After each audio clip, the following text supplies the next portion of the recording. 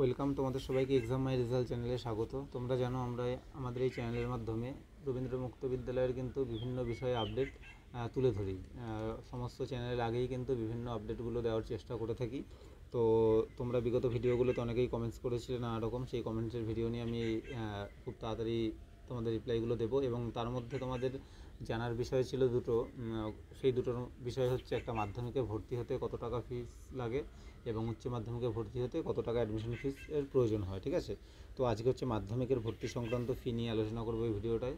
আর next দিন উচ্চ মাধ্যমিকেরটা আলোচনা করবো। তো তোমরা ভিডিওটা প্রথম থেকে শেষ পর্যন্ত অবশ্যই দেখবে, তারপরে কিছু জানার থাকলে তোমরা কমেন্ট করবে।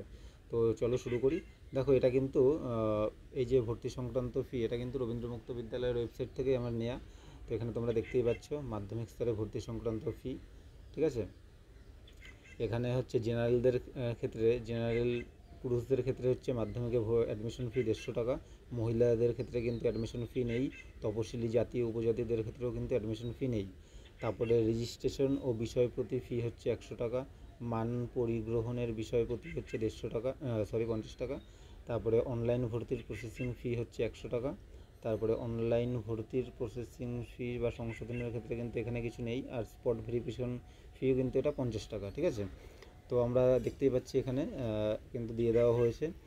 যারা জেনারেল আছি, জেনারেল বা জেনারেলদের ক্ষেত্রে কিন্তু জেনারেল ছেলেদের ক্ষেত্রে এখানে 150 টাকা ফি, এবং মহিলা হলে পরে তাদের কোনো ফি নেই, সে যেই ক্যাটাগরির হোক না কেন। এবং যারা এসসি এসটি আছে তাদেরও কিন্তু কোনো রকম অ্যাডমিশন ফি নেই। শুধুমাত্র এই এই ফিসগুলো তাদের দিতে হবে।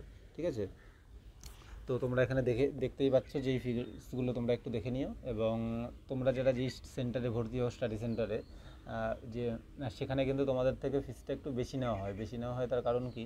কারণ তারা কিন্তু তোমাদের কোচিংটা দেয়। এখানে কিন্তু কোচিংয়ের কিন্তু কোনো কিছু উল্লেখ নেই, এটা শুধু স্কুলে তাদের ভর্তির ফি।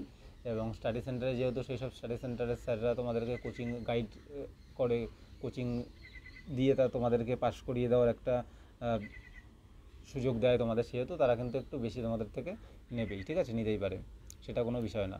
তো এই ভিডিওটা তোমরা দেখে থাকলে, তোমাদের কিছু জানার থাকলে তোমরা অবশ্যই কমেন্ট করো। আর ভালো লাগলে চ্যানেলটি সাবস্ক্রাইব করে দিয়ে সাথে থাকো। অনেক অনেক ধন্যবাদ।